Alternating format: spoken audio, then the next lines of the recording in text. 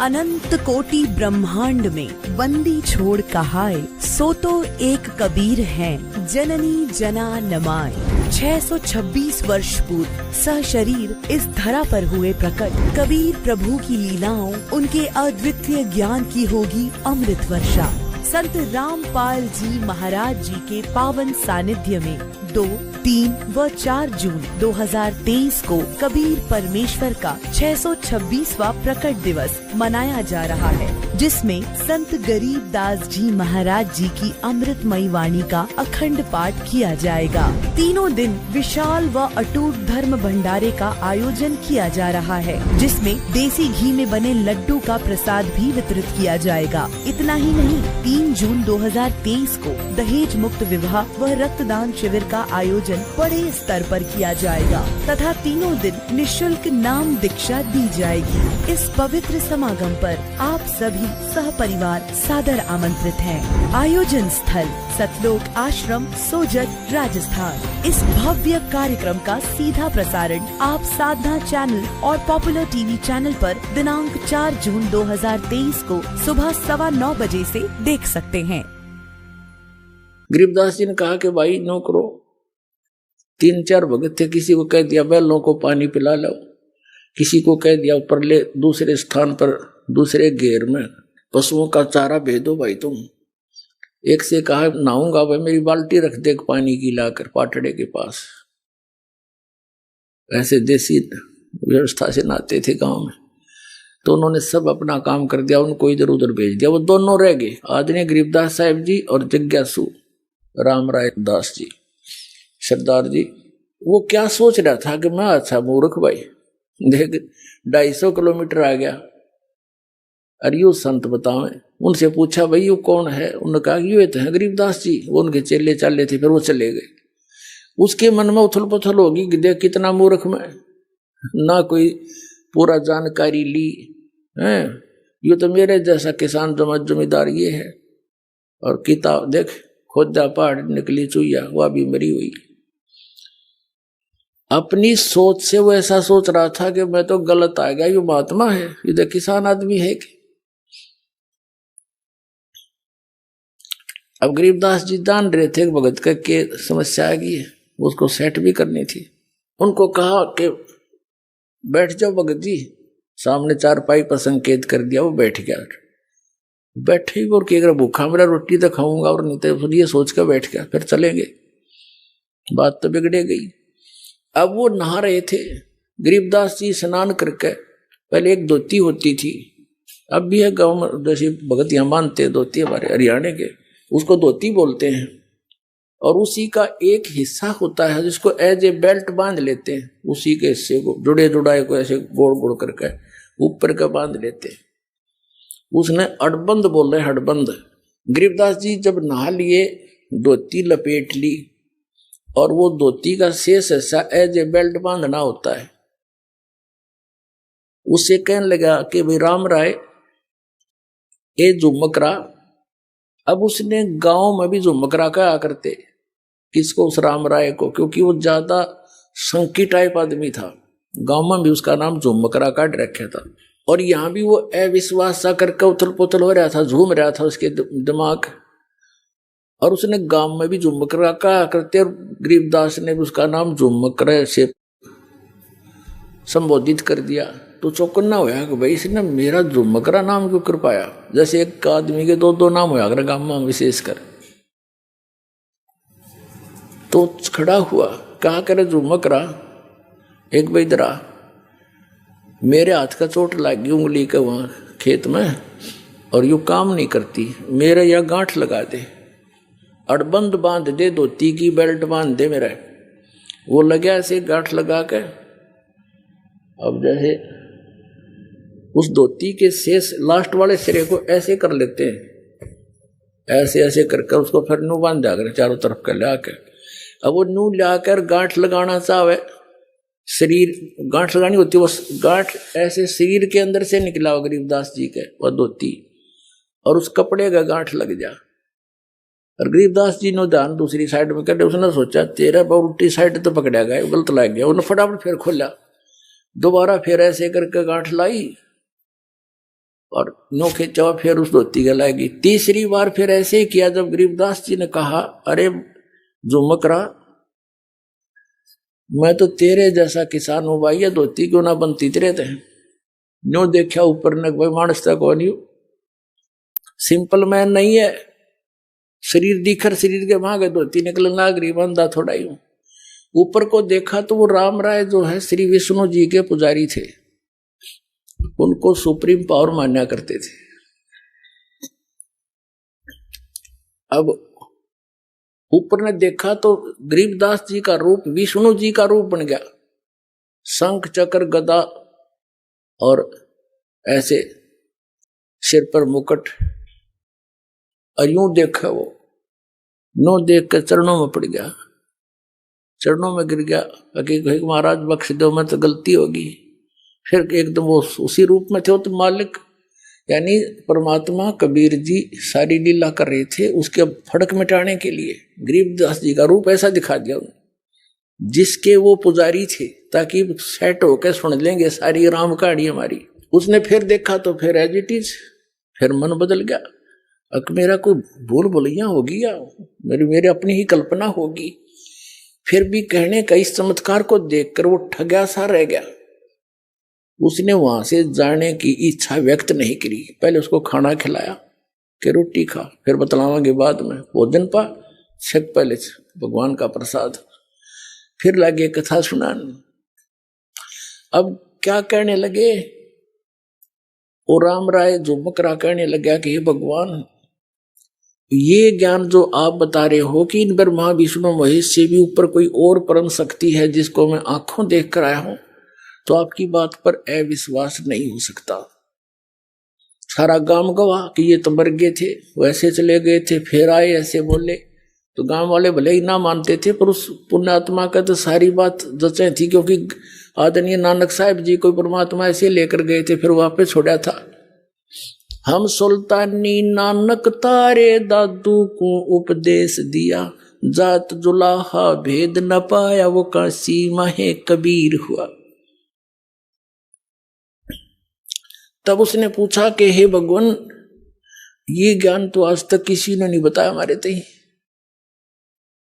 तब गरीबदास जी कहते हैं, तत्व भेद कोई ना कहे रे झूमकरा, ये पैसे ऊपर नाच सुनो राई झूमकरा। कोटों मध्य कोई नहीं रे झूमकरा, अरबों में कोई गर्क सुनो राई झूमकरा। कहते हैं कि ये तत्व भेद कोई ना कहे रे झूमकरा, सब पैसे ऊपर नाच सुनो रे झूमकरा। सब ने अपना दुकान खोल रखी, नकली संतों मेहनतों और इन ब्राह्मणों ने। और कहते इस तत्व वेद का ज्ञान देने वाला जो मैं बता रहा हूं, उस तत्व ज्ञान को बताने वाला, कोटों मध्य कोई नहीं रह झूमकरा, यानी करोड़ संतों में नहीं मिलेगा तुझे इसके बताने वाला। अरबों में कोई गर्क सुनो रह झूमकरा, अरब मनुष्यों में, अरब मार्गदर्शकों में कोई एक मिलेगा तेने। गर्क, गर्क का अर्थ होता है संपूर्ण ज्ञान युक्त, कंप्लीट इन ऑल रिस्पेक्ट, यानी उसको पूर्ण ज्ञान हो परम पुरुष का, और वो पूर्ण कंप्लीट कोर्स हो मोक्ष मार्ग का, सारे मंत्र सही हो जिसके पास, कहता वो अरबों में मिलेगा तुझे वो संत। जैसे गीता जी अध्याय नंबर 7 के श्लोक नंबर 19 का ये भावार्थ समझाने के लिए दास ने यह सारी अमर कथा सुनानी पड़ी महापुरुषों की। उसमें क्या लिखा है कि बहुनाम जन्मानाम अंते ज्ञानवान माम प्रपद्यते, बहुत बहुत जन्मों के किसी अंत के जन्म में ये ज्ञानी ब्रह्म तक की साधना करते मेरी। अब लेकिन वासुदेव सर्वम इति, समात्मा सो दुर्लभ है, ये कोड वर्ड है। वो बालका ये कोई आम कवि की लिखी हुई गीता है, ये कोड वर्ड है। और कोड वर्डों को यानी सांकेतिक शब्दों को टीचर ही समझ सकता है। और ये नकली टीचर थे, इनको समझ में नहीं आया, इनको इनकम्प्लीट कोर्स था इनका। जो ये हमारे धर्म गुरु थे, आचार्य शंकराचार्य, ब्राह्मण मंडलेश्वर, जितने भी थे हिंदू धर्म के, इन पुराणों का ज्ञान नहीं। और तक भी गीता को तो समझेंगे कैसे, वो तो सिंपल ज्ञान था, उसमें स्पष्ट लिखा है इनका जन्म मृत्यु होता है, ब्रह्मा विष्णु महेश की माता पिता कौन है, ये आज तक नहीं समझ पाए। तो क्या बताया है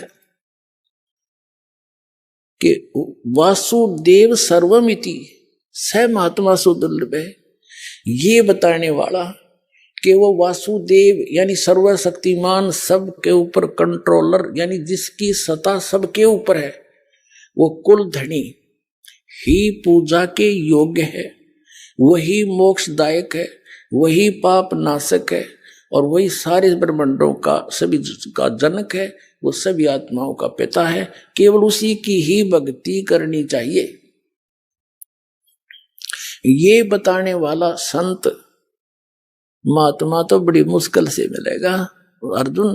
तो यहां गरीबदास जी भी वही कह रहे हैं, कोटों मध्य कोई नहीं रे झुमकरा, अरबों में कोई गर्क सुन रही झुमकरा, तत्व भेद कोई ना कहे रे झुमकरा, ये पैसे ऊपर नाच सुनो रही झुमकरा। एक समय गांव में एक ब्राह्मण कथा कर रहा था, और उसने 30 दिन के लिए कथा रख दी, 30 दिन कथा करूंगा। अब ठीक है, उद्देश्य क्या था उसका कि रोजाना दक्षिणा के 10-10 रुपये भी आओगे तो 300 रुपये हो जाएंगे। 300 रुपये तो उस टाइम के आज के 30 लाख के बराबर समझ लो। 250 वर्ष पहले 1 रुपये की भैंस आ जाया करती तो 80,000 की आती, 90,000 की। तो उसने इस उद्देश्य से कथा करनी शुरू कर दी 30 दिन तक। जिस दिन उसकी कथा का भोग पड़ना था, उसी गांव की चंडाल चौकड़ी ने सोचा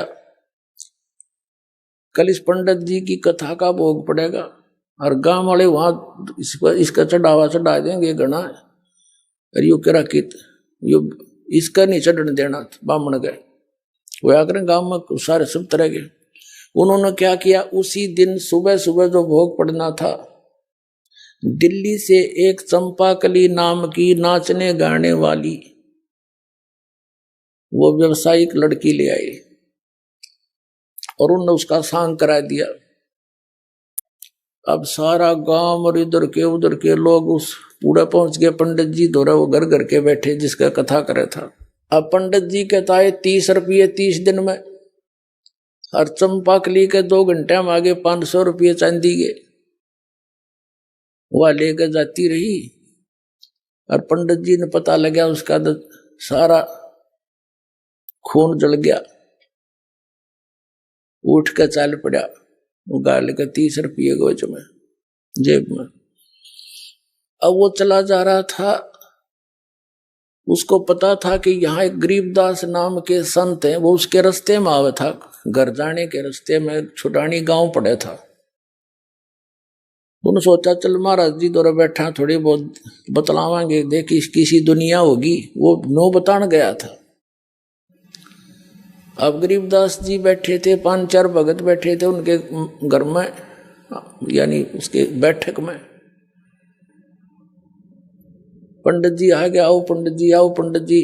क्यों वेशभूषा उनकी पता है होता, लंबी चोटी, गलमा गोछा लाल लाल सा, तलक साला रखा, काख में पोथी दे रखी, आदर से चारपाई दी, बैठ गए। और नो करे महाराज सुनाओ क्या हाल है। महाराज जी सुनाओ। पंडित जी गरीबदास जी बोले महाराज के बताओ, बस दुनिया का तो नाश जा लिया, या तो डूबेगी कति, हद होगी, फलान होगी। काफी देर ने बोलता रहा, पर नो ना बताओ कहानी के है। तब गरीबदास जी के शिष्य बैठे थे, वो कहने लगे महाराज जी पंडित जी के मैं गणाए दुखी हो रहा है, ऐसी क्या बात होगी इसके साथ, बता भी नहीं रहा, आंसू आ भी नहीं रही, कसर भी नहीं रह रही। तब गरीबदास जी ने कहा था कि भाई फूटी ज्ञान विवेक की, ये अंधा है जगदीश, और भाई चंपाकली के पान से हरी मनीराम के 30। रोड़ा यू है इनका। वो मनीराम पंडित जी था। अब उसने गरीबदास जी ने बता दिया कि भाई चंपाकली का तो 500 रुपये आ गए। और इस पंडित जी ने 30 दिन तक कथा करी, इसका 30 रुपये आए। यो उसका दुख मान रहा है। तो पंडित जी कहने लगे, महाराज आपने क्यों कर पता लगा, कैसे पता लगा? गरीबदास जी बोले, इस बात ने छोड़, मुझे कैसे पता चला, पर एक बात सुने।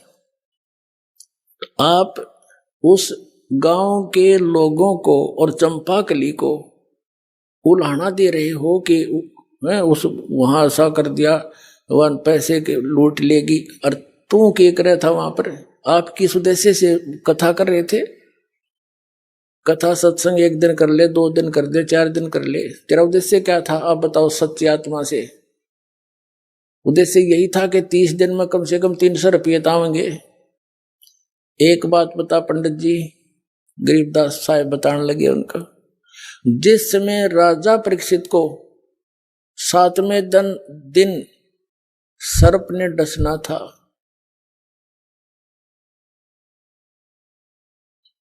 उसको कथा सुनानी थी, उसके लिए कथा करनी थी श्रीमद् भागवत की, जो 30 दिन करके आया तू। और इस कथा के राइटर व्यास जी भी उपलब्ध वहीं थे, और साथ में और भी ऋषि महर्षि जितने थे सब उपस्थित थे। एक मीटिंग हुई थी कि भी इनको वो श्रीमद् भागवत सुधा सागर की 7 दिन तक कथा सुनाई जाए, ताकि इसका मन संसार से हटकर भगवान में जुड़ जा।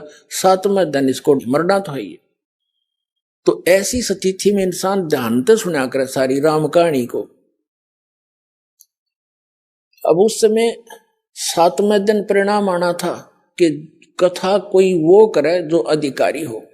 अनधिकारी ने कथा की तो इसको कोई लाभ नहीं होगा, इसका जीवन नाश हो जाएगा। तो उस समय किसी ऋषि ब्राह्मण ने हिम्मत नहीं करी वह कथा सुनाने की, इस पृथ्वी के ऊपर जितने भी थे, क्योंकि 7वें दिन परिणाम आना था, उनकी पोल खोलनी थी। या किसी कथावाचक है,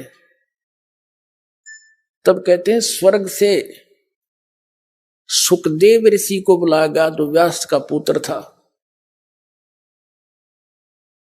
पांडवों ने उसको प्रार्थना करके नीचे भेजा, और राजा परीक्षित के पुनों से वो विमान में बैठ कर आया। सुखदेव ऋषि स्वर्ग से विमान में बैठ कर आया और 7 दिन कथा सुनाई। 7 दिन कथा सुना के उस अधिकारी से कथा श्रवण करने से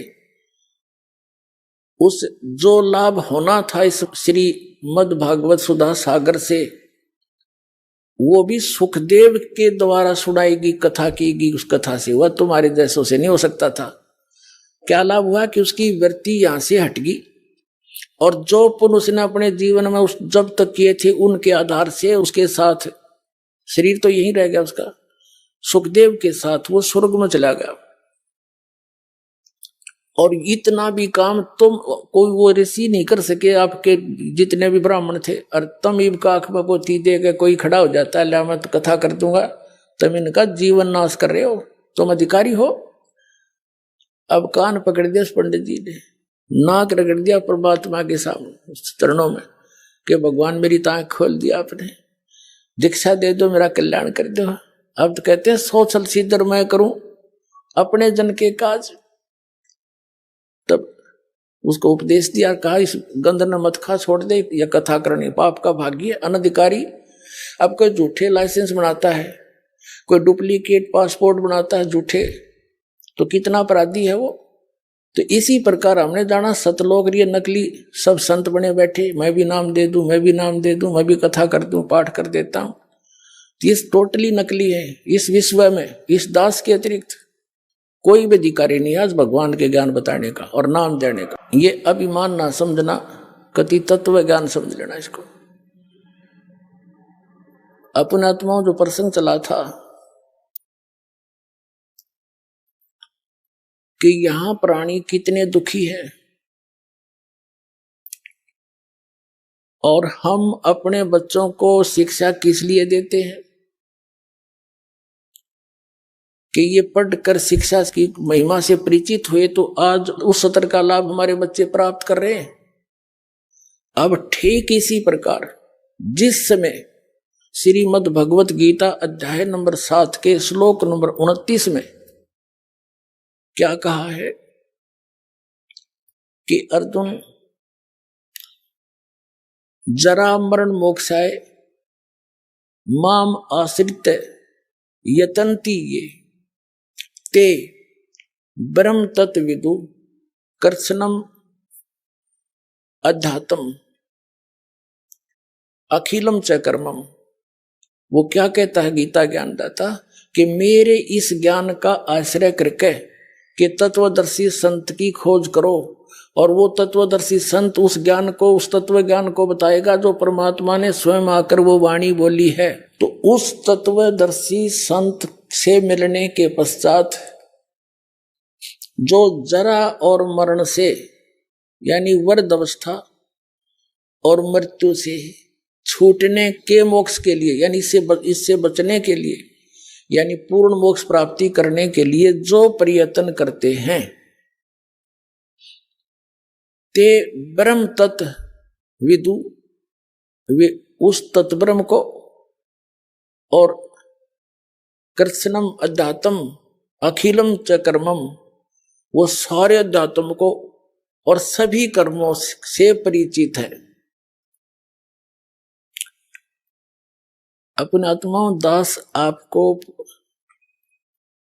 वो अमर कथा सुना करके उस सतलोक की यथा सतिथि बता करके और कई महापुरुषों के प्रमाण दे करके ये सिद्ध करना चाहता है कि आपका हृदय यहां से हटे, ये लोग ठीक नहीं, यहां आप रह नहीं सकते से कितना कोशिश कर लेना।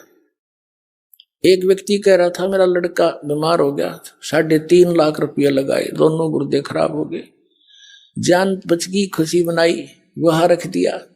विवाह से 2 दिन पहले बस एक्सीडेंट में मर गया। बता, जिसके लिए सारे पाप कट्ठे कर्म इकट्ठे करे थे, धन जोड़ा था, वो धन भी गया और पुत्र भी गया, और आप भी 92 हो गया मरना। तो इसे गंदे लोक में और आप कभी खुश हुए बैठे हो, यहीं पर स्थिर हुए बैठे हो। ये लोक रहने का नहीं है। अब तक ना ज्ञान था, मजबूरी थी, कोई बतानिया नहीं था, बताओ थे नकली थे, सट्टे मारे थे, इनके पास समाधान नहीं था। तो अब आपने कमर कसनी पड़ेगी। ठीक है, जब तक आप यहाँ रहोगे आपके साथ परमात्मा रहेगा, आपका आंच नहीं आने देगा, तो सच्चे दिल से इसकी शरण में रहोगे। तो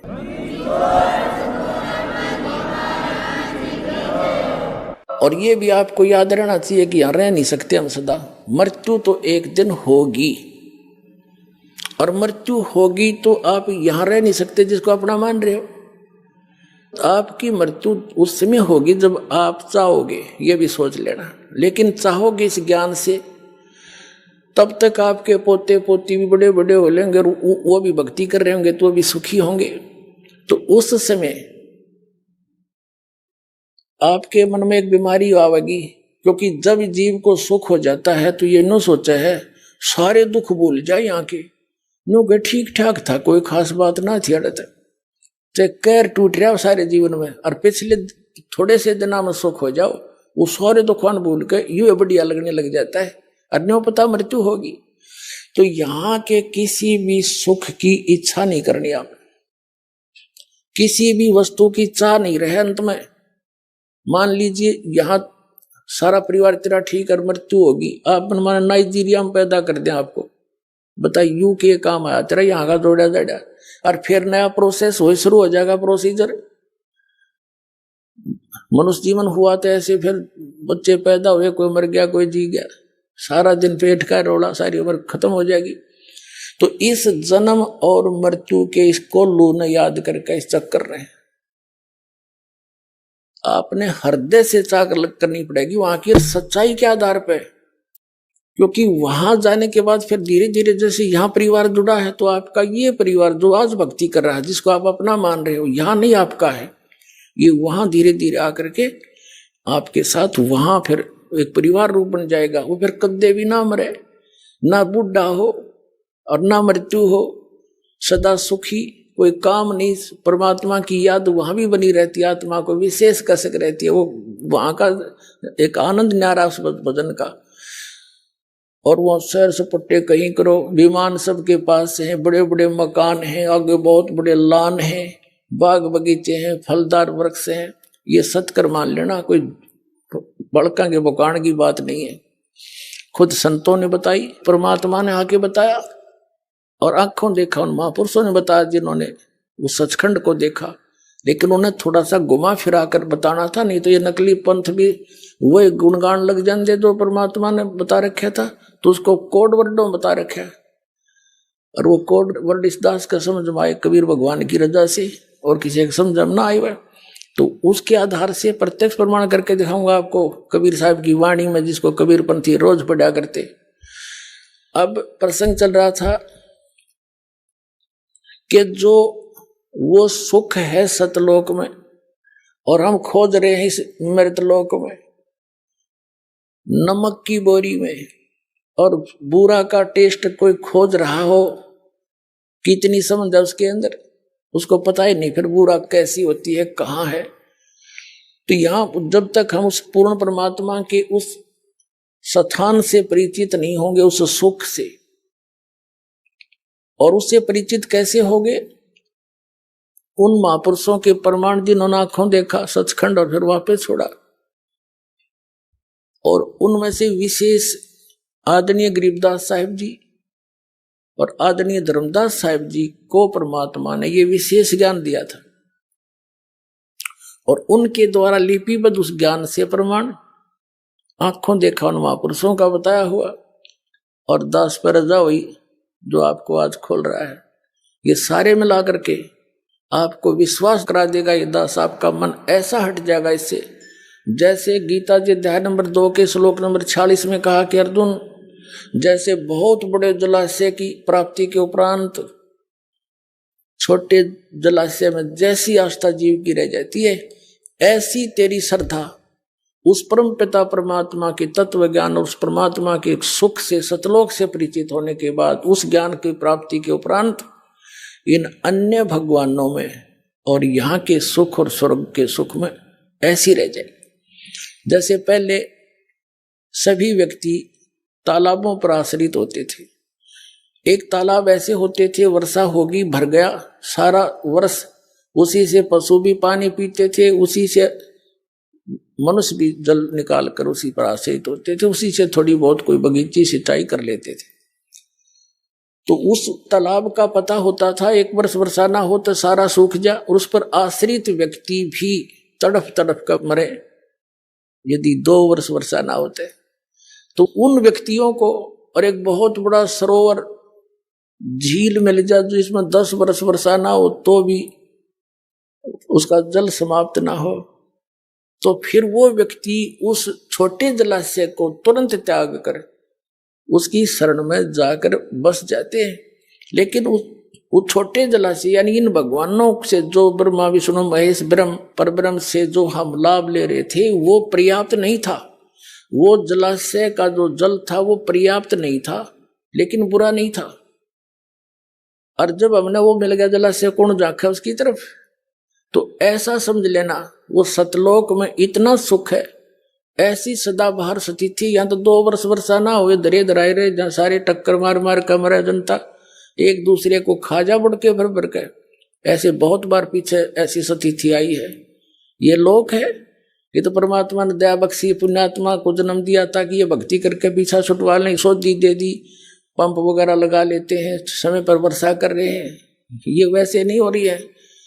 अब जितने भी मानव शरीर प्राणी हैं ये बहुत पुण्यकर्मी प्राणी हैं, लेकिन दुर्भाग्य उनका जो ये पहचान नहीं पा रहे इस दास के द्वारा दिए गए इस ज्ञान को, और वो वंचित इस मार्ग से। तो लेकिन परमात्मा का वचन है कि कलयुग में ये ज्ञान पूरे विश्व में जाएगा और पूरा विश्व इस ज्ञान को ग्रहण करेगा। एक बार ऐसी शांति आवेगी जैसे सतयुग में होया करे, क्योंकि यहाँ की इस बीमारी का पता चलेगा यू रोग है क्या, ये माया किस लिए जोड़ रहे। सारा जीवन इस कोठी बंगले बनाने में खो देते, हमारी मृत्यु हो जाती, हम गधे बने हैं और कोठी नो की नो खड़ी है। बता कोई ये जीवन था हमारा? तो इस मालिक की शरण में आपको सुख भी मिलेगा, जो इस कलयुग में जो मिलने वाला सुख है वो तो आपको देगा ही देगा। इस कलयुग में जो आपको आवश्यक वस्तु होगी अवश्य देगा भगवान। जो आपको इस कलयुग में देख लिया, टेलीफोन और ये मोबाइल और ये टेलीविजन, इंटरनेट और ये गाड़ियां, इनकी आवश्यकता किस लिए? इसकी आवश्यकता अब हमें इसलिए होगी कि हम भगवान की वचन सुना करेंगे। जेब में मोबाइल डाल लिया और मंत्र चल रहे हैं, परमात्मा का सत्संग चल रहा है, जा रहे हैं, कान में लीड ला ली, दूसरे नहीं पता क्या सुन रहा है। और पहले इन्हीं का दुरुपयोग करने के लिए काल ने प्रेरणा कर दी, इसी में फिल्में भर दी, बकवाद भर दी, वो हम पास आउट कर देंगे कति, केवल इसके अंदर गाने रहेंगे। और एक दिन वो दिन आएगा पूरे मीडिया के अंदर परमात्मा का ज्ञान चला करेगा, नहीं जनता स्वीकार नहीं करेगी। ये सत्कर मान लेना।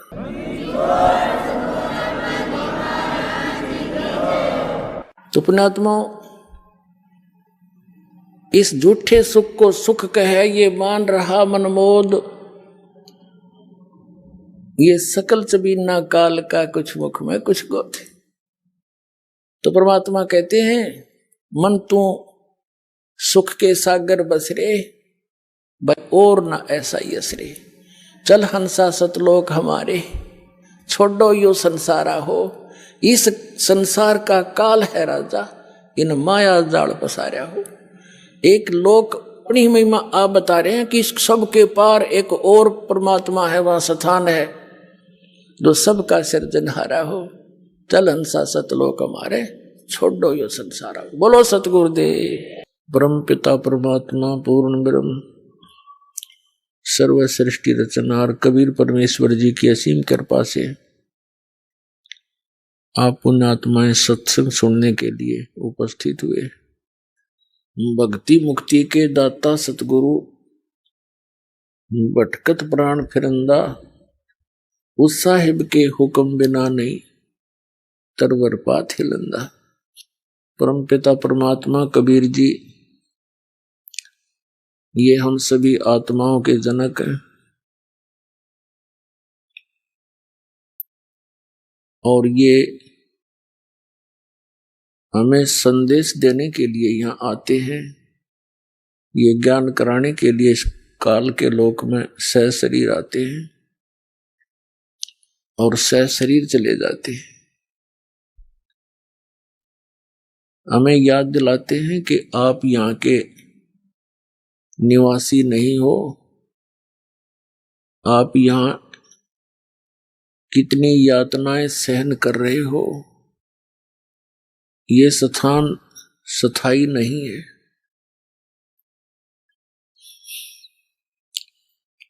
अब क्या बताते हैं? चारों युग में संत पुकारे, कूक कहा हम हेल रे। हीरे माणिक मोती बरसे, ये जग चुगता ढेल रे। क्या बताते हैं कबीर परमात्मा जी के चारों युग में मुझसे परिचित मेरे संतों ने उस यथार्थ भक्ति मार्ग का ऊंचे स्वर में आवाज लगा लगा कर ज्ञान कराना चाहा, लेकिन ये संसार उस यथार्थ ज्ञान रूपी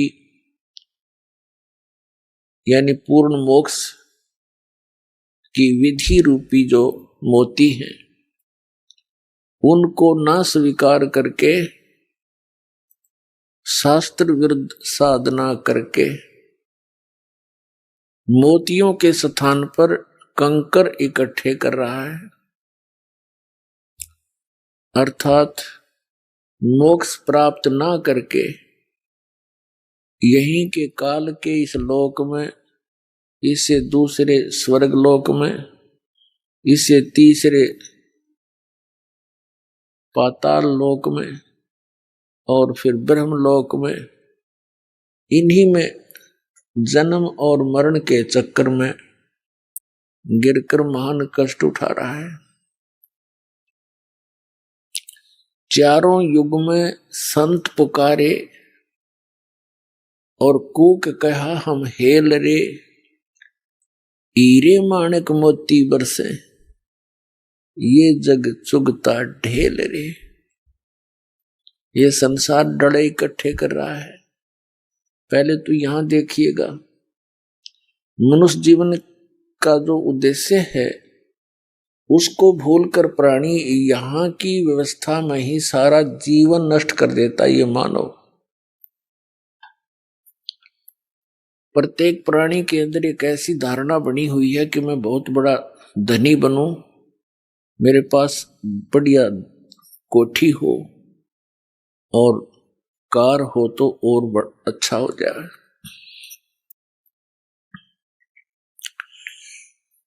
और शानो शौकत बनाने के लिए यहाँ की झूठी इस महिमा के अंदर अपना सारा जीवन नष्ट करके और खाली हाथ चला जाता है। अब परमात्मा आकर याद दिलाते हैं कबीर भगवान जी, इस झूठे सुख को सुख कहे ये मान रया मन मोद, ये सकल चबीना काल का कुछ मुख में कुछ गोद। अब क्या बताते हैं परमात्मा कि आप जी यहां काल प्रेरणा से परमात्मा से किन वस्तुओं की डिमांड करने आते हो? निसंतान संतान चाहता है, निर्धन धन की आशा लेकर ही आता है, रोगी अपना रोग नाश ही उद्देश्य लेकर आता है।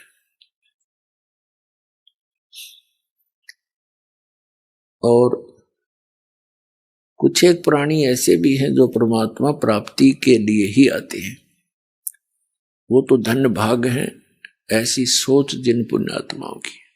लेकिन वो भी धन्य भाग हैं जो किसी भी कारण से परमात्मा के चरणों में पहुंच गए, फिर यहां आएंगे उनको वो सुख तो मिले ही मिलेगा जिनकी उनको आवश्यकता है। लेकिन आवश्यकता से अधिक ये भगवान नहीं देगा, क्योंकि हमारा मूल उद्देश्य है परमात्मा पाना, यहां से जन्म मरण का आपका रोग कटवाना। और यहां जब तक आप रहो आपको वो सुविधाएं मिले जो आपके लिए अनिवार्य है। अननेसेसरी डिमांड आप करोगे भगवान नहीं देगा। आपकी आवश्यकता से कितनी ही बड़ी हो और परमात्मा उसको समझे कि आवश्यक है तो वो आपकी अवश्य पूर्ण होगी, रोग नाश भी होगा। और कोई आर्थ आया है या किसी अन्य आवश्यकता है उसको अवश्य आपका पूर्ण होगा, क्योंकि ये परमात्मा सुखदाई है, आपको सुख देगा, आपको धन भी देगा। इसको मालूम है कि जब तक इस मन की तृप्ति नहीं की जाएगी थोड़ी बहुत, ये भक्ति करण नहीं दे मेरी आत्मा को, तो पहले इसको संतुष्ट करेंगे दाता और फिर ज्ञान देंगे। आत्मा को फिर ज्ञान हो जाएगा, फिर ये मन की सारी नहीं मानेगी। इस मन को कैसे कंट्रोल करेंगे दाता? ये तब भक्ति करने देगा। एक व्यक्ति के ओठ पर चोट लगेगी, ओठ पे, तो उसको किसी ने बताया कि भाई कोई कहे कुछ बांध दो, कोई कहे देसी, पहले गांव में ऐसा ही व्यवस्था होती। एक ने कहा कि इसके हलवा बना के बांध दो देसी घी का। तो जिसका चोट लग रही थी वो कहने लगा भाई यू ठीक कह रहे हैं, तो उसको हलवा बना दिया। अच्छा थोड़ा सा बनाया, औषधि टाइप, इसको उठ कर लगा देंगे, बांध देंगे, यहां पर चिपका देंगे। वो हलवा रखे ओठ पे और वो तो खा जाए उसको स्वादिष्ट लगे। वो जब भी ओठ पर धरती अंदर ले जाए उसने, फिर कहने लगे, उन्हें विचार किया भाई जब तक यू छक नहीं लेगा इतना ओठ पर टेकन नहीं दे इसने, पहला इसने छकाओ, तो पहले तो छकाया, और छकने के बाद हलवा फिर एक कण भी नहीं खा सकता आदमी, इसकी यह भी खासियत तो है। तब उसने होठ पर टेकन दिया हो। तो पहले तो परमात्मा इस मन की फड़क निकाल लेगा। ये जो डिमांड लेकर यहां आया है, ये पहले इसने छकावेगा, और फिर इसके अंदर ऐसा ज्ञान भर देगा मालिक कि आगे ये कोई वस्तु नहीं चाहेगा एक मोक्ष के अतिरिक्त। आप यहां आते हो, देखो जब तक आपको कोई परेशानी है और उसमें राहत नहीं मिलेगी तो आप भक्ति सुन भी नहीं सकते, ज्ञान भी नहीं सुन सकते, करना तो बहुत दूर की बात है। तो दयालु परमात्मा है, यदि आपका निश्चय पूरा होगा, पूरे विश्वास के साथ परमात्मा में आप लगन लगाओगे, ये जाप मंत्र जो बताए जाते हैं ये करोगे, तो ये तो मामूली सी बात है उस मालिक के लिए, ये तो कुछ भी नहीं जो डिमांड आप लेकर आते हो। फिर यहां ज्ञान कराया जाएगा आपको। परमात्मा बताते हैं, क्या मांगू कुछ थिर न रहाई, देखत नैन चला जग जाई, 1 लाख पूत 1.25 लाख नाती, उस रावण के दीवान बाती,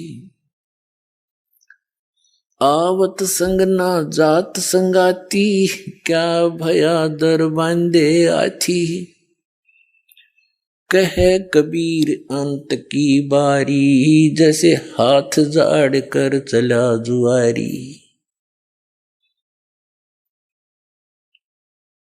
अब परमात्मा कहते हैं, यहां क्या वस्तु मांगोगे तुम भगवान से, और कोई भी टिकाऊ नहीं।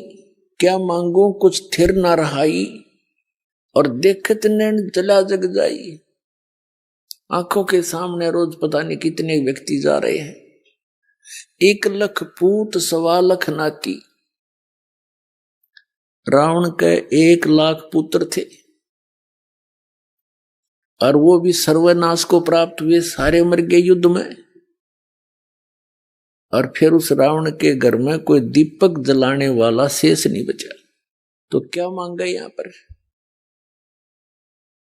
एक व्यक्ति, हम सत्संग कर रहे थे गांव में, उनका कोई रिलेटिव आ गया, वो छोटे से बच्चे को साथ लिए हुए था। तो सत्संग सुनकर उसकी आंखों में आंसू आ गए। कहने लगे जी सारी साची है, पर यह सच्चे उस टाइम है जब स्वयं बीत ले है। मेरे 4 पुत्र थे और चारों का विवाह हो गया 2 या 3 वर्ष के अंदर अंदर, और कुछ एक आधा व्यवसाय कर रहा था, 1-2 नौकरी कर रहा था। संतान अभी तक हुई नहीं थी, चारों की मृत्यु होगी 1 साल के अंदर अंदर। 2 तो इकट्ठे एक्सीडेंट में मारे गए, और 2 बीमार होकर, एक को सर्प डस गया, खेत में सोया था कोठे पे ट्यूबवेल पे, और एक बीमार होकर मर गया। वो पत्नियां भी गई उसकी, उनकी। छोटे से बालक ने ले रहा, ने बोला 2 गोद ले रखा, इस पर टाइम पास करूंगा। बताओ यहाँ कोई जीवन है? पर हमें कोई विकल्प नहीं पता था, और अब ये विकल्प आपको पता लग गया, इसका अल्टरनेट मिल गया।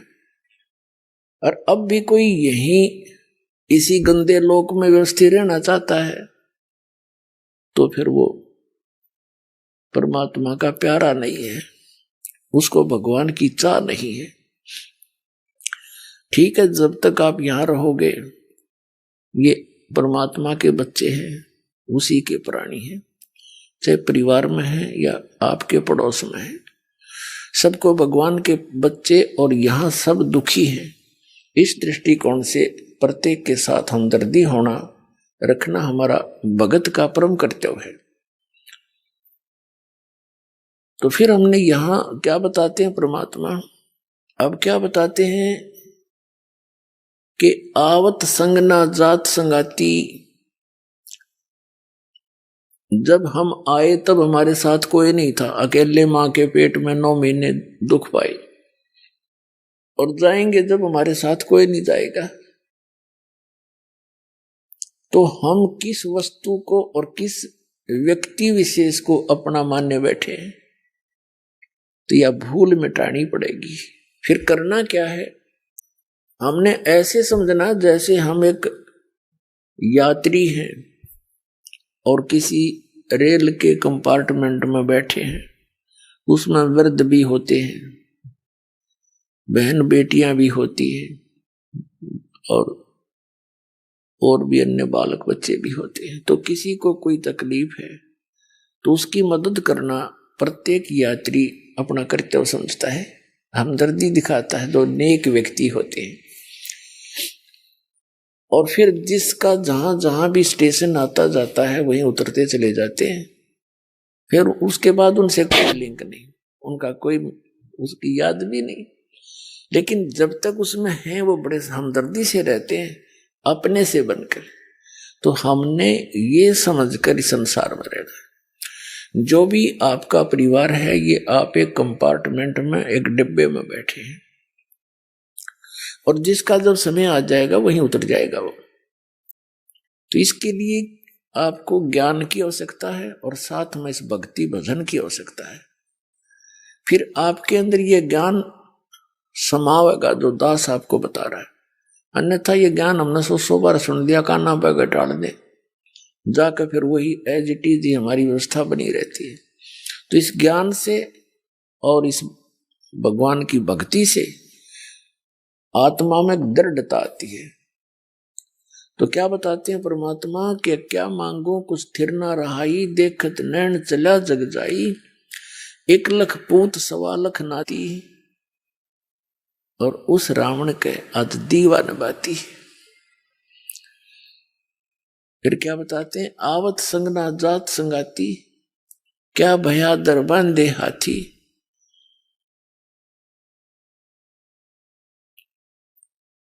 अंत समय जैसे कहे कबीर अंत की बारी, जब तेरा शरीर छूटेगा, और जैसे हाथ झाड़ के और चला जुआरी, हारा हुआ जुआरी यानी जुआ खेलने वाला सट्टेबाज, जब हार के चलता है सारा सब कुछ लुटा के रात गाड़ के चला करेगा, कहते हैं यह स्थिति तेरी होगी।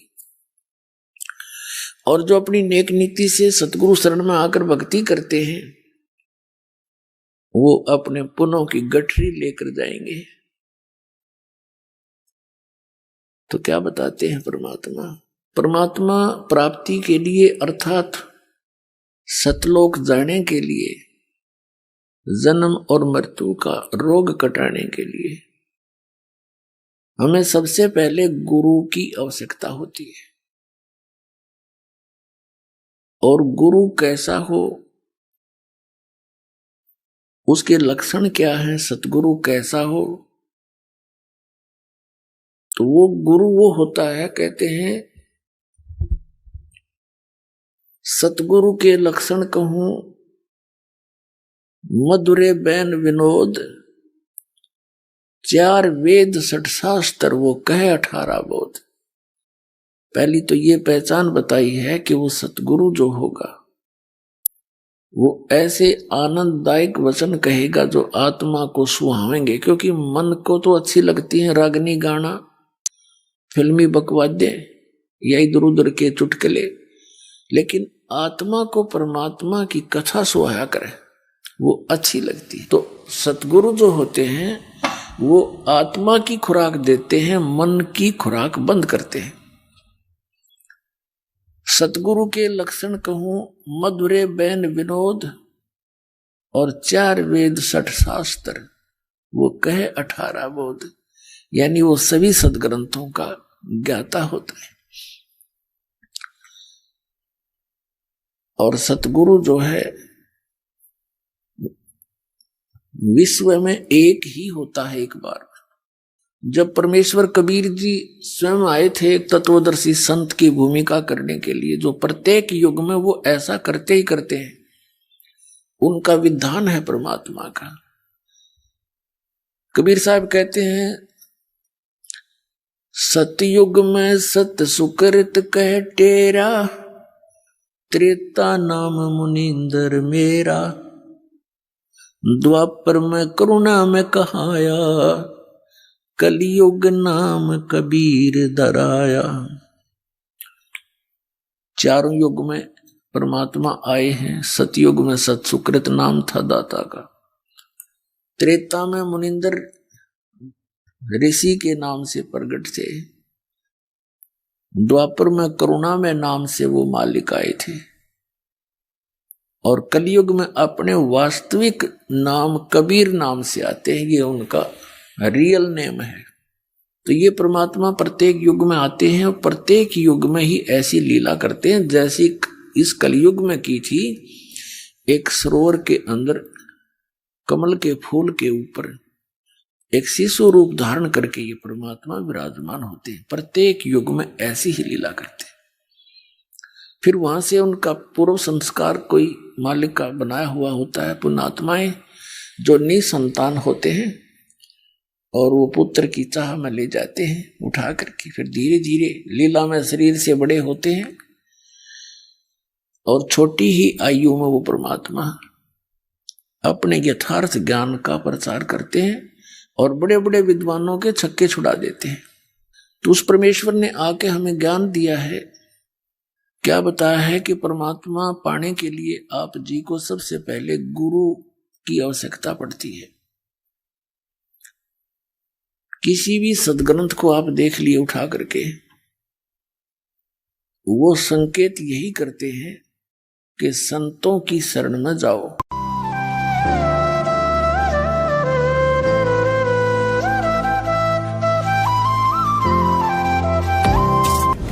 गरीब अनंत कोटि ब्रह्मांड में बंदी छोड़ कहाए, सो तो एक कबीर हैं जननी जना नमाय।